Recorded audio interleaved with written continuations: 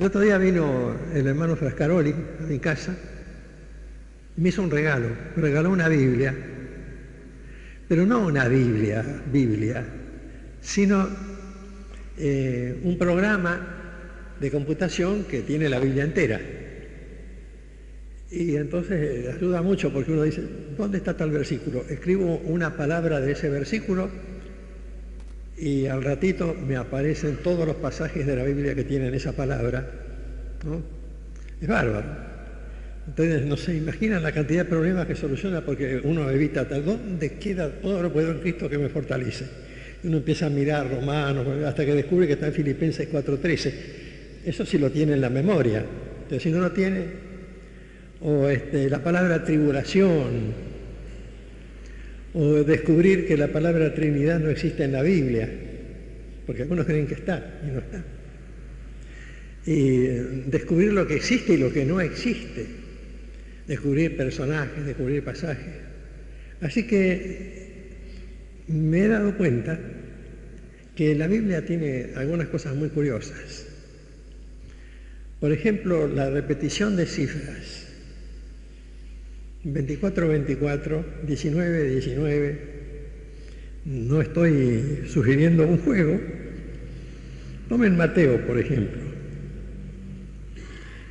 Eso no está propuesto en el programa de computación. Pero busquen Mateo 24, vean el versículo 24. ¿Quién quiere leerlo?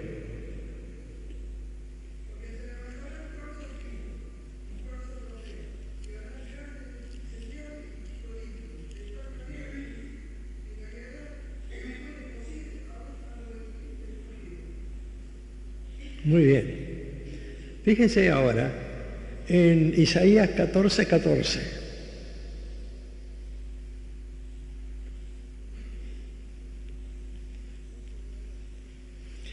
El que lo encuentre, léalo. Me va a ayudar a mí. Yo siempre ando mal de la garganta, así que no es una novedad para nadie.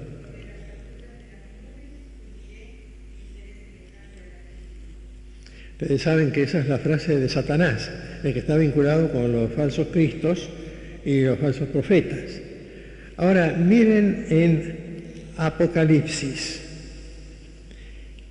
Y vamos a observar acá algunos pasajes. Por ejemplo, Apocalipsis 19:19.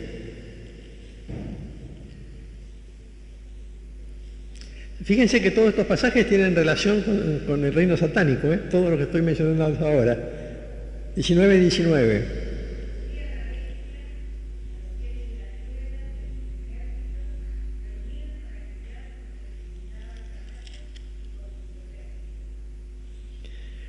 Muy bien. Después tengo otros ejemplos para otro martes. Estos me vienen bien ahora. Ustedes saben que en el capítulo 17 de Apocalipsis, mírenlo, hay la historia de una mujer que nada tiene que ver con la mujer que está primero en el capítulo 12. En el capítulo 12 hay una mujer que representa, como ya les expliqué, al pueblo de Israel, a la nación de Israel, o usando la palabra correcta, al linaje, a la etnia de Israel. Es decir, al grupo que desciende de Abraham, pero que tiene el pacto con Dios. Porque Pablo, cuando escribe a los romanos, dice que no todos los que descienden de Abraham son israelitas según el pacto, sino los que son fieles a Dios, obedientes a Dios, los que cumplen su voluntad. En estos días hubo una cosa muy interesante. La semana pasada había un festival judío mesiánico en el Luna Park.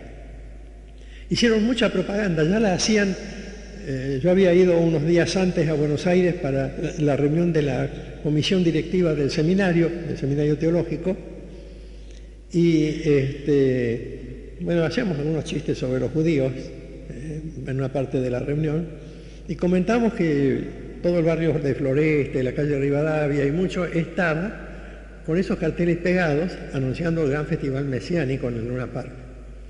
Y los carteles tenían varias señales judías, por ejemplo el candelabro, la estrella de David, la bandera de Israel, etcétera. Estaba todo allí representado en los carteles. Después, cuando yo vine de Buenos Aires, veo que esos anuncios estaban también en algunos canales de cable. Y posteriormente escucho la promoción a través de la radio. Bueno, me había habituado y hasta pensé qué lindo sería poder ir al Luna Park y mirar un poco el show ese, porque eran las danzas de Israel, la música de Israel, todo lo relacionado con la cultura israelita. Cuando de pronto aparece en el canal Crónica de cable, aparece la plana mayor de la DAIA, de la Organización Israelita Argentina. Aparece allí, frente a la cámara, el presidente de la DAIA y con él varios rabinos, algunos más jóvenes, otros más viejos, que los iban enfocando por turno a medida que hablaban. Largo rato, porque estuvieron varias veces en el programa en el día. Yo los vi una sola vez, pero hacían referencia a los programas anteriores y a los posteriores, para decir, esos grupos que organizan el Festival Judío Mesiánico en el Luna Park no son realmente israelitas. Dice, porque se han convertido al cristianismo y no tienen derecho, se les iba la mano, a usar la bandera de Israel. ¿Por qué no? Eran judíos que venían del exterior, no eran los judíos caseros de acá, y algunos judíos caseros de acá también.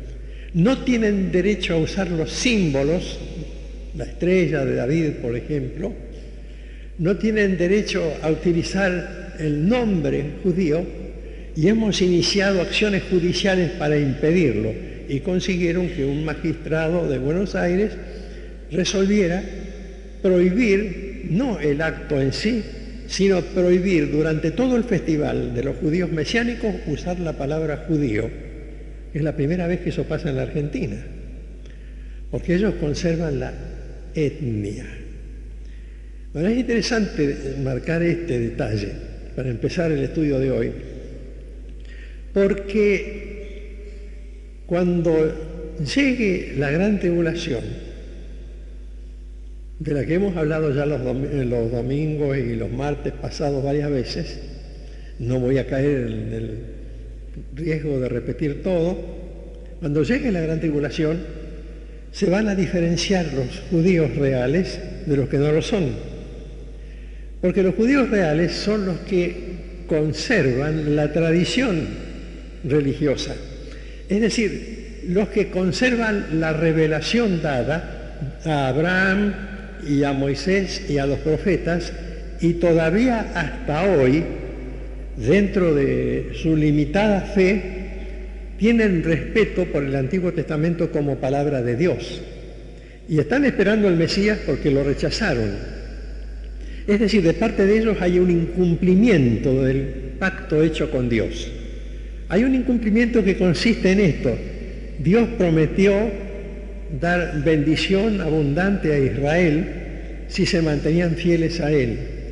Pero ellos interpretaron la cosa legalmente, se mantuvieron fieles a la estructura legal, a los mandamientos, a las ceremonias hasta donde pudieron cumplirlas, porque después el templo fue destruido, pero rechazaron al Mesías. Lo rechazaron. Sin embargo, siguen siendo ortodoxos. Yo he conocido rabinos ortodoxos, algunos de ellos me han regalado algunos libros. Tengo, por ejemplo, los libros de un escritor judío religioso ortodoxo muy famoso, Israel Matuk se llama, muy lindo, escrito sobre la fe. Tengo otro libro judío de Hernan Book, que es un libro que está en inglés, pero cuyo título quiere decir La congregación de mis padres, y que habla con orgullo de lo que significa cada cosa, cuando el rabino de Nueva York, en el tiempo actual, ¿no? ahora en el año 2000, ¿no? Toma la Biblia escrita en rollos, ¿no? Pues la hacen así a propósito, escrita en rollos como ha estado siempre en la antigüedad, dice, y se pasea en la sinagoga cantando los salmos como el Salmo 119, y alabando al Señor mientras toda la congregación ve al rabino acunar la palabra de Dios. Bueno, ese es el grupo israelita al que más se refieren las promesas y al grupo que, por ignorarlo, ha heredado la naturaleza judía y no lo sabe, la naturaleza israelita, perdón, y no lo sabe. La naturaleza judía es la de los descendientes de Judá, la israelita es la de los descendientes de Israel. Israel era el reino del norte, Judá el reino del sur, y ya lo hemos estudiado. Bueno, eso por un lado es una estructura, la mujer aquella de Apocalipsis 12. El Israel con el Mesías arrebatado, llevado al cielo después de su resurrección, con el pueblo que sigue al Mesías, con el pueblo que es perseguido y con el pueblo que entra en la gran tribulación. Punto. Aquí hay otra mujer, en el capítulo 17. Esa otra mujer está puesta como contraste, es decir, está puesta como una alternativa. Dijo así un ángel conversando con el apóstol Juan: ven acá y te mostraré la sentencia contra la gran ramera, la gran prostituta, la que está sentada sobre muchas aguas. Punto. ¿Qué quiere decir muchas aguas? Porque uno tiene que leer y preguntarse, sentada sobre el agua, ¿qué significa? Entonces, tienen que buscar en la Biblia misma. Casi todas las expresiones difíciles de la Biblia están en la misma Biblia. Por eso sirve mucho el programa que me prestó Frascaroli, mejor dicho, que lo metió en mi computadora en la memoria, porque uno pone agua y entonces le marca enseguida, versículo 15, las aguas que has visto donde la ramera se sienta son pueblos, muchedumbres, naciones y lenguas.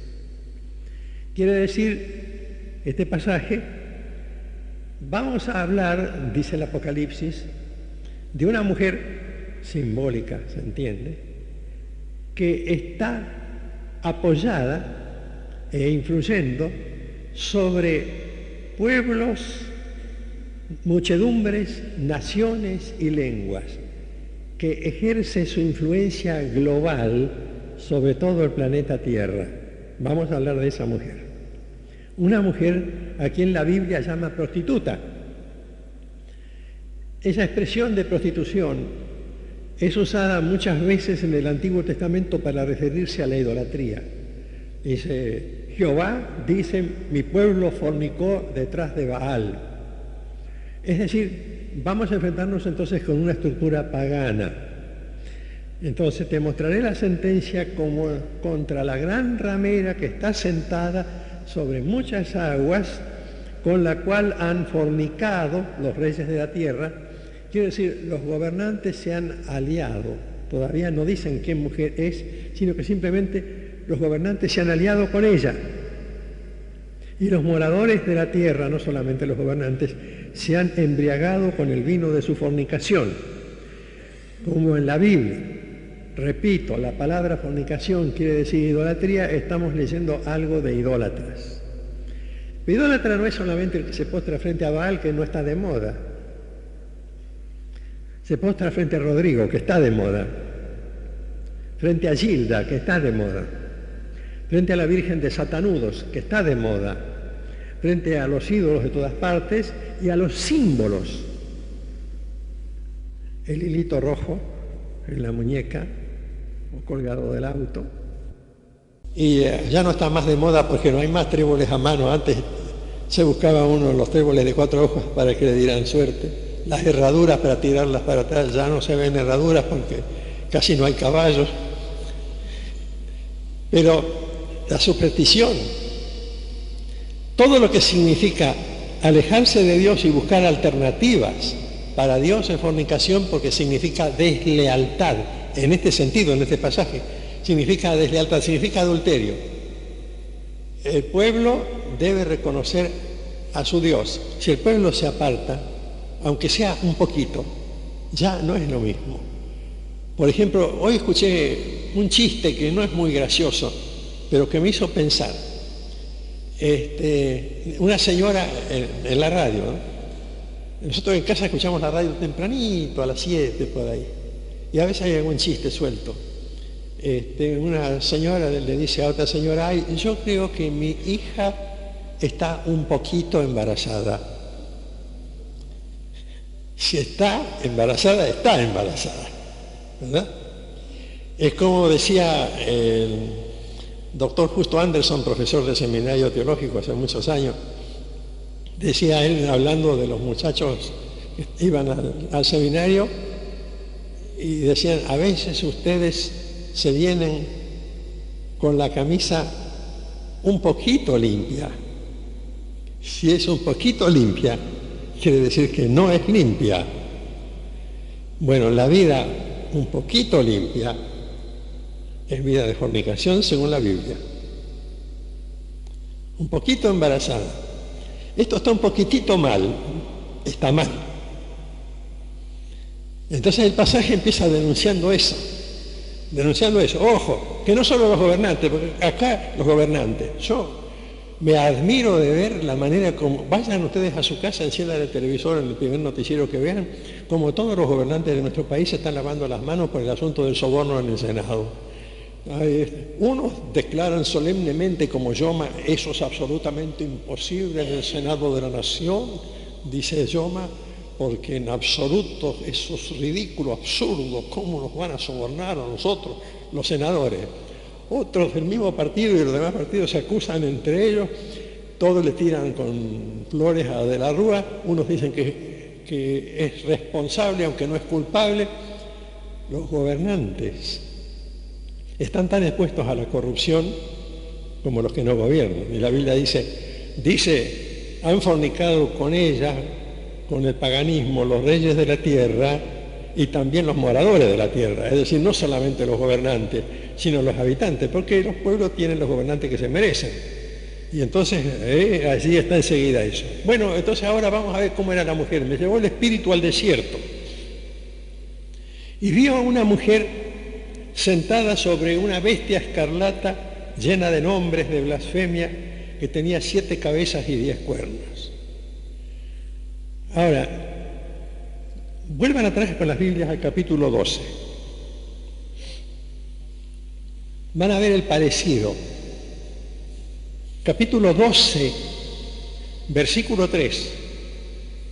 Apareció otra señal en el cielo. He aquí un gran dragón escarlata que tenía 7 cabezas y 10 cuernos, y en sus cabezas 7 diademas. Déjenlo ahí, es el dragón. Después, capítulo 13, versículo 1. Me paré sobre la arena del mar y vi subir del mar una bestia que no es la misma, que no es el mismo dragón, ojo, si ustedes leen con cuidado se van a dar cuenta que no. Una bestia, pero que tenía también 7 cabezas y 10 cuernos, y en sus cuernos 10 diademas, sobre sus cabezas un nombre blasfemo. Es decir, ustedes saben que el dragón, ya lo hemos aprendido, el dragón del capítulo 3 es el dragón del versículo 3 es el dragón del versículo 9. Fue lanzado fuera el gran dragón, la serpiente antigua, que se llama Diablo y Satanás. El otro es el anticristo. ¿Por qué los dos son iguales? Es decir, ¿por qué los dos tienen 7 cabezas y 10 cuernos? ¿Y por qué esta bestia sobre la cual está sentada la mujer también tiene la misma característica? Dice el versículo 3, ahora en el capítulo 17, me llevó en el espíritu al desierto y vi a una mujer sentada sobre una bestia escarlata llena de nombres de blasfemia, que tenía 7 cabezas y 10 cuernos. Siempre aparece. Esta tercera bestia nada tiene que ver con las otras dos, pero tiene las mismas características. ¿Por qué? Porque este mismo capítulo 17 lo explica. Versículo 9. Esto para la mente que tenga sabiduría. No tanto que tenga, no quiere decir que tenga sabiduría en el sentido que uno sea un sabio, sino que ponga un poco de esto ahí para leer y que lea con cuidado. Que esto está para que la gente lo lea con atención, quiere decir, con sabiduría. Las 7 cabezas son 7 montes sobre los cuales se sienta la mujer. Bueno, esto se refiere al poder político de aquella época. El poder político de aquella época era el poder del emperador. El emperador estaba en Roma y Roma tiene 7 colinas. Yo me acuerdo cuando yo estudiaba en la Dante Alighieri, nos enseñaba lo de las 7 colinas, estábamos hasta acá de las 7 colinas, todas las 7 colinas de Roma. Bueno, supongamos que no fuera Roma, pero en aquella época en que escribió Juan era la sede del poder. Y entonces allí, por supuesto, había reyes, sin entrar en detalles, que habían subido y habían caído y habían pasado por diversas peregrinaciones porque los emperadores subían y bajaban, más o menos como los gobiernos militares. Por ahí asesinaban a uno, cosa que era común, fue común en Judá, fue común en Israel que los reyes se mataran. El hijo de uno mataba al otro para heredar el trono, y en los emperadores también solía pasar lo mismo. Era común eso. Entonces hay 7 reyes también, pero esto quiere decir una cosa que enseguida vamos a ver. 7 reyes, dice el versículo 10, son 7 montañas, 7 reyes, 5 de ellos cayeron, uno es y el otro aún no ha venido. Y cuando venga va a durar poco tiempo. Referencia al poder político imperial, al imperialismo de aquella época y de todas las épocas. Y los 10 cuernos, es decir, primero, las 7 cabezas son los 7 reyes, 5 que habían caído, uno que estaba reinando y otro que iba a durar poco, y 7 colinas o montañas donde estaba la ciudad. Ahora llegamos a las 10 cabezas. Las 10 cabezas son 10 reyes. 10 reyes, dice el versículo 12, los 10 cuernos que has visto, los 10 cuernos que has visto son 10 reyes que aún no han recibido reino, pero por una hora recibirán autoridad como reyes juntamente con la bestia. Ahora, fíjense, en este momento de la visión es como una película, como un video. Ustedes cortan, pausan, paren ahí. La mujer está sobre una bestia, sentada está ella, sobre una bestia que está en el agua.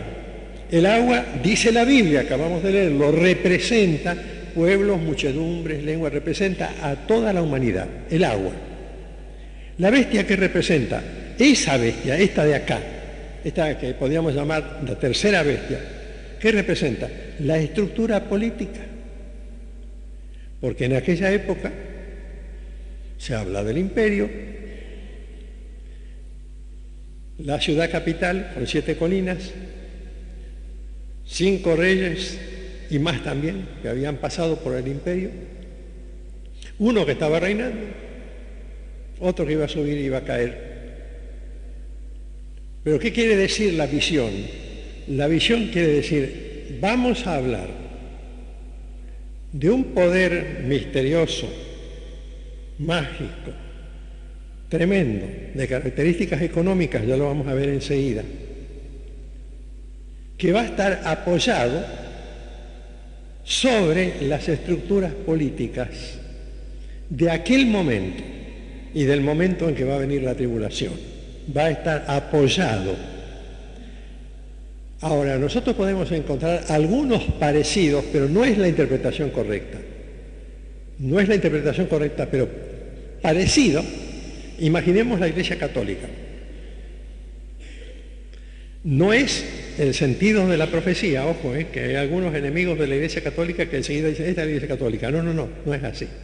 Es mucho más que la Iglesia Católica. Puede estar también parte de la Iglesia Evangélica, y ¿por qué no se refiere a iglesias? Se refiere a movimientos de personas. Un poder representado por una mujer, un poder pagano, un poder misterioso, un poder místico, un poder mágico, que está apoyado, que va a estar apoyado todavía sobre las estructuras políticas, que va a influir sobre la gente, que va a determinar que la gente tenga supuestamente cosas a que aferrarse, la magia, el fanatismo, el misterio.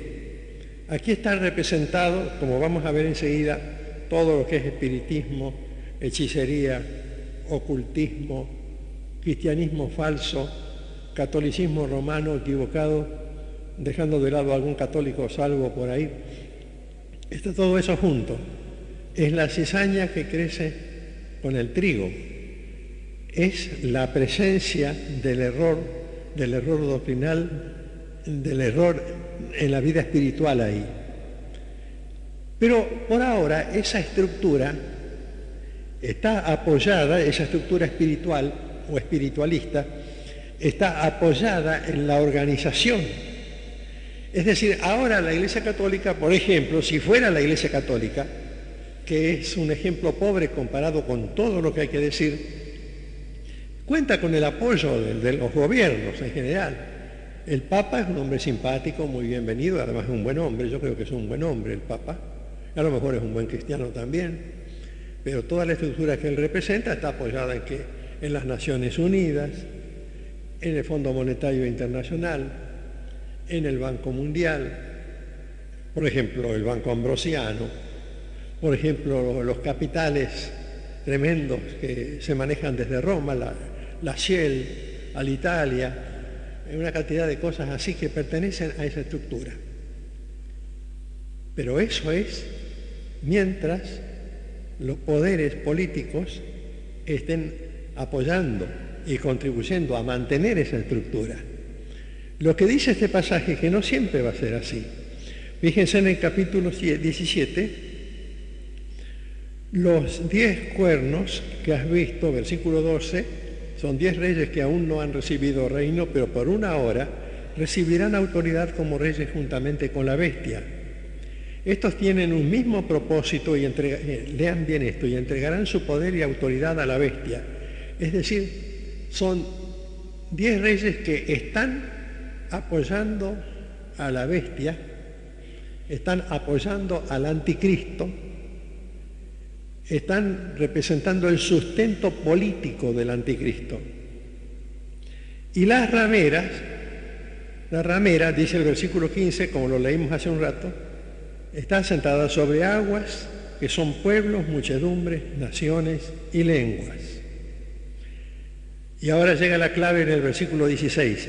Y los 10 cuernos que viste en la bestia, los 10 cuernos que eran los 10 reyes, los gobernantes. Lo leemos así, entonces los 10 gobernantes que viste en la bestia aborrecerán a la ramera. Esto es una profecía.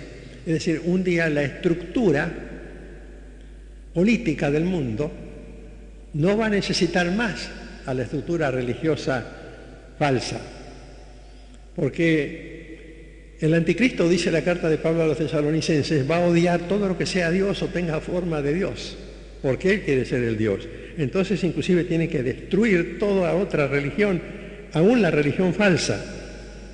Los 10 cuernos que viste en la bestia, estos aborrecerán a la ramera y la dejarán desolada y desnuda, y devorarán sus carnes y la quemarán con fuego, porque Dios ha puesto en sus corazones el ejecutar lo que Él quiso.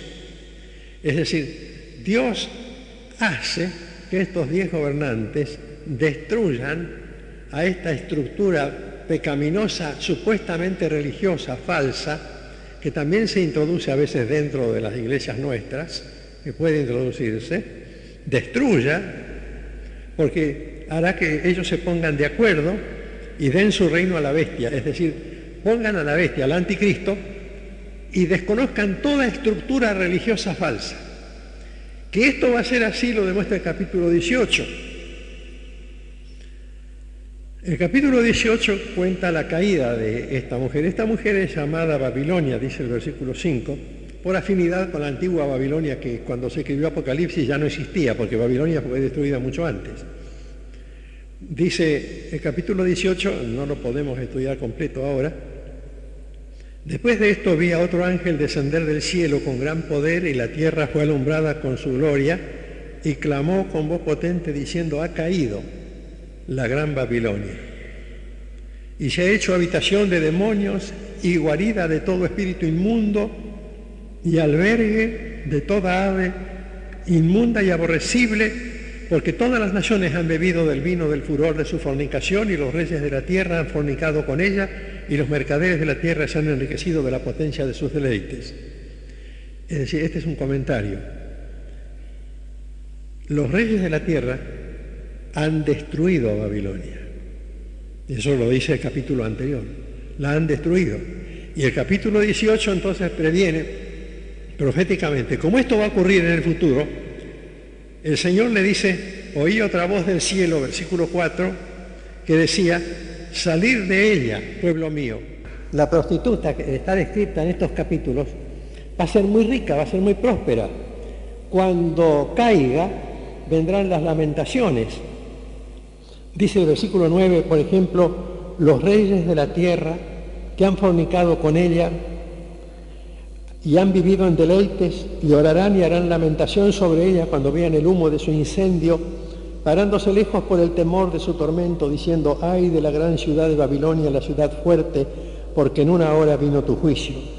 Y los mercaderes de la tierra lloran y hacen lamentación sobre ella, porque ninguno compra más sus mercaderías, mercadería de oro, plata, piedras preciosas, perlas, lino fino, púrpura, seda, escarlata, toda madera olorosa, todo objeto de marfil, todo objeto de madera preciosa, cobre, hierro, mármol, canela, especies aromáticas, incienso, mirra, olíbano, vino, aceite, flor de harina, trigo, bestias, ovejas, caballos y carros, esclavos y almas de hombres.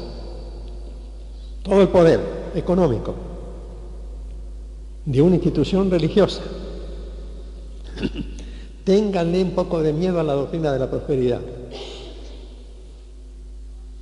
Porque aquí dice que las ciertas ideas religiosas van a prosperar.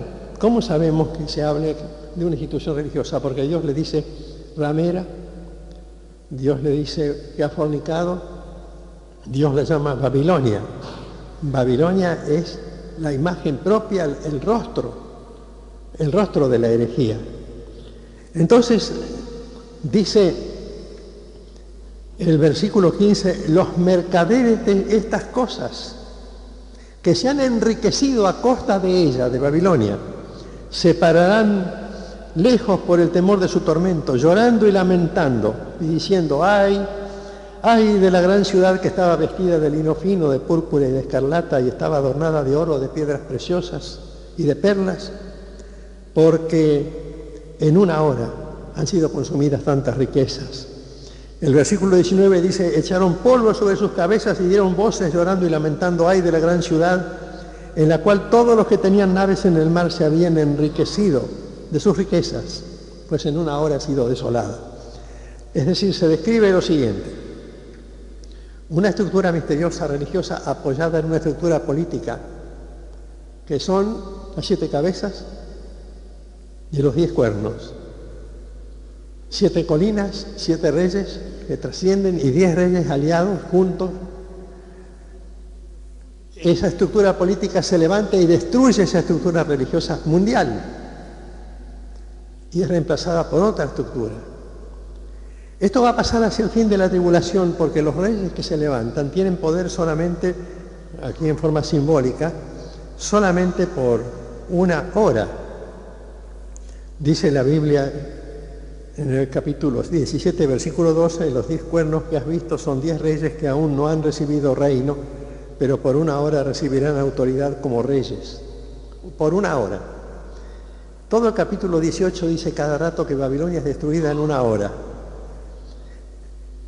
A veces dice en un solo día, pero fíjense el versículo 10, en una hora.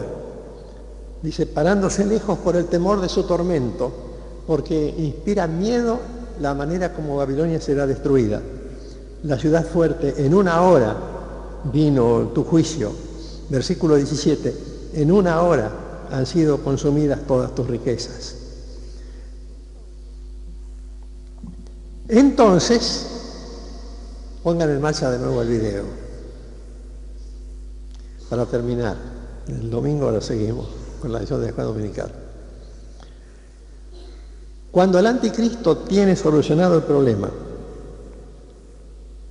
porque logra que los 10 reyes, es decir, las 10 potencias más fuertes de la tierra, se unan a él. Y no tiene que andar protegiendo a ninguna institución religiosa porque Él es la religión. Él es Dios. Él está en el templo de Dios haciéndose adorar como Dios. Está Él. Se desprendió de lo que le sirvió en un momento, le sirvió la estructura religiosa. Cuando llega a asumir el poder, entonces Él se une con los 10 reyes. Ya ha citado, dice el capítulo 16, el versículo 13 y 14, el dragón, el diablo y la bestia y el falso profeta envían 3 espíritus inmundos a maneras de ranas, que son espíritus de demonios que hacen señales, y van a los reyes de la tierra en todo el mundo para reunirlos a la batalla de aquel gran día del Dios Todopoderoso. Entonces se unen para luchar contra Cristo físicamente. Porque, hermanos, para terminar, yo quisiera que, aunque les cueste creerlo, y al diablo le va a interesar que ustedes no lo crean, porque es una de las cosas que más mal le hacen a él, que creamos en que él está derrotado y va a ser derrotado, la lucha final será física. La Biblia dice en el capítulo 19 de Apocalipsis, versículo 19, vi a la bestia, a los reyes de la tierra y a sus ejércitos, es decir, vi las fuerzas militares aliadas al anticristo, las 10 grandes potencias, sus ejércitos, reunidos para guerrear contra el que montaba el caballo y contra su ejército. ¿Quién es el que monta el caballo? Dice el versículo 13 que estaba vestido de una ropa teñida en sangre y su nombre es el Verbo de Dios, Jesucristo. Es decir que cuando Él se libera de toda religión falsa, quiere liberarse de la religión verdadera. Su enemigo es Cristo. Entonces une todas las potencias que puede reunir el hombre y lanza una batalla real, por eso se llama la guerra de Armagedón, porque está marcando un lugar, un punto exacto, la llanura de Megido, está mostrando el lugar donde este enfrentamiento se va a producir. Es decir, porque la llanura de Megido, el Armagedón, está en el camino descendiendo desde el espacio a Jerusalén. Cuando, si ustedes imaginan un avión bajando, pasa por la llanura de Megido hacia Jerusalén. La Biblia dice que el Señor va a descender sobre Sión. Dice literalmente, no es simbólico. Dice de verdad, va a descender en Jerusalén, lo afirma por todas partes. Es uno de los artículos de fe tan grandes como decir que Jesús iba a nacer de una virgen, o que iba a nacer en Belén, o que iba a morir en Jerusalén. Y eso pasó, literalmente, como han pasado todas las cosas literalmente hasta ahora. Y se va a bajar ahí. Y ahí se va a reunir este tremendo poder. No necesita ser de centenares de miles de soldados, pero todo el poder de 10 potencias humanas, suponiendo que tal vez con una guerra nuclear puede hacerse desaparecer al Señor. La Biblia dice que se enfrentarán los dos. Vi a la bestia, a los reyes de la tierra y a sus ejércitos reunidos para guerrear contra el que montaba el caballo y contra su ejército. Es decir, en la visión de Juan, él comprende que va a haber un enfrentamiento. Y ese enfrentamiento culmina de esta manera. La bestia fue apresada y con ella el falso profeta que había hecho las señales con las cuales había engañado a los que recibieron la marca de la bestia y habían adorado su imagen. Y estos dos fueron lanzados vivos dentro de un lago de fuego que arde con azufre. A mí me parece que estas cosas las tenemos que tomar en serio. Yo creo realmente que estos pasajes fueron puestos aquí en la Biblia porque nos ayudan a pensar qué hacemos con nuestra fe y con la manera de administrar nuestros propios bienes, nuestras propias posibilidades. ¿Saben una cosa? Todos los que aman el sistema babilónico pierden. ¿Cuál es el sistema babilónico? ¿Se han dado cuenta en el relato bíblico? Es el sistema de la globalización. Es la globalización. Una estructura montada sobre aguas que representan la multitud de los pueblos y las naciones. Una religión montada sobre una religión que no es religión, sino un fenómeno místico que está montado sobre la estructura política y económica del mundo. Una estructura de riqueza y de poder elaborada de una manera tal que puede influir sobre todo habitantes de la tierra, produciéndole sus sentimientos, guiando sus negocios, sus operaciones, sus actitudes, si no se somete a Dios. El que está en el juego de la globalización pierde. El que está en este juego pierde. Lo va a comprobar a lo largo en su propia vida, lo va a comprobar en la manera como las profecías están explicadas.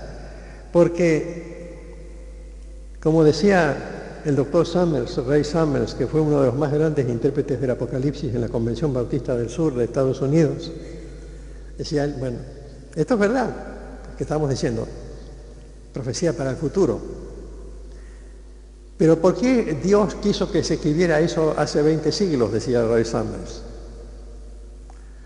Porque en aquella época ya había cristianos que jugaban en favor de la globalización. Es decir, que estaban involucrados en maniobras que no eran aprobadas por Dios. Ya entonces, y como no eran aprobadas por Dios, era necesario que lo supieran, era necesario que Dios mismo les dijera, no va, no corre. Se termina, porque lo que Dios proyecta en la historia dice, al final todo esto se va a destruir, que es el capítulo 18 es la muerte del sistema global económico financiero del mundo. Eso está escrito en el capítulo 18. Cuando nosotros analizamos la historia profética, lo advertimos ahí con toda claridad. Dice, bueno, lo que va a ocurrir entonces ya ocurrió antes, ocurre ahora. El viernes que viene vamos a hablar de eso en la Asociación Cristiana de Jóvenes, no el viernes de esta semana, el viernes primero. Vamos a hablar de eso, porque se llama Recuerdos del Futuro. Lo que está en la Biblia va a pasar porque ya pasó. Va a pasar porque ya ocurrió. Exactamente, va a pasar lo que ya ocurrió. Con Dios se debe ser transparente, si no, es estar un poquito embarazado. Y hay que recordarlo bien.